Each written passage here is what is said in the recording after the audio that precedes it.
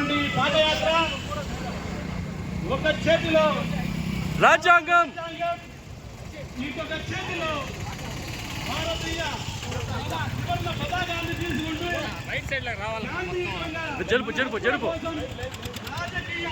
జరుపు జరుపు సుభాన్ జరుపు. రాజ్యాంగం ఇచ్చినటువంటి ఈ రాజ్యాంగ పరిధిలోనే మనం ఈ హక్కుని సుభాన్ ఉదర్ చెయ్య. ఎందుకంటే ఈరోజు ముస్లింలు అన్ని విధాలుగా కూడా వెనుకబడి ఉన్నాము. దానికి కారణం మనమే.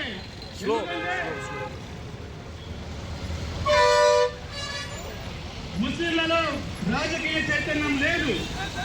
ఎందుకంటే ఎప్పటి వరకు అయితే ఏ సమాజం అయితే రాజకీయంగా చైతన్యం పడదో అప్పటి వరకు మన జీవితాలన్నీ వివిధ పార్టీల జెండాలు మోయడం తప్ప దేనికి పనిచేయవు. ఓట్లు మారి సీట్లు కూడా మారే. అత్యధిక జనాభా ఉన్నటువంటి రాజుల ప్రాంతంలో కనీసం 15 ఎమ్మెల్యేలు అసెంబ్లీలో ఉండాల్సిందే. అలాంటిది 2 లేదా 3 మాత్రమే ఉంటున్నామంటే దానికి మన రాజకీయ చైతన్యం లేదు. కాబట్టి దానికి నిదర్శనమే మన జీవితాలను తెలుస్తుంది. కాబట్టి ఎక్కడైనా సరే ఏ సామాజిక వర్గమైనా తన జీవితాలు తన భవిష్యత్తు గురించి పాటుపడాలి అంటే రాజకీయంగా బలపడాలి.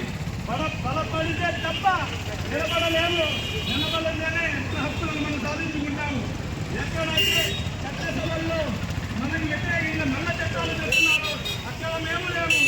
ఎక్కడైతే వ్యతిరేకంగా మన మీద శక్తులు కుటుంబకి రాజకీయాలు చేస్తున్నారో అక్కడ లేము. కాబట్టి ఇప్పుడైనా ఓ ముస్లిం సోదరులారా, కదరి ప్రజలారా, ముస్లిం అన్నదమ్ములారా, ప్రతి ఒక్కరు కూడా ఈ రాజకీయ చైతన్య యాత్రలో అలాగే రిజర్వేషన్ కొరకు చేస్తున్నటువంటి ఈ పాదయాత్రని కదరి పట్టణంలో ఉన్నటువంటి ప్రజలందరూ కూడా జయప్రదం చేస్తారని కోరుకుంటున్నాను.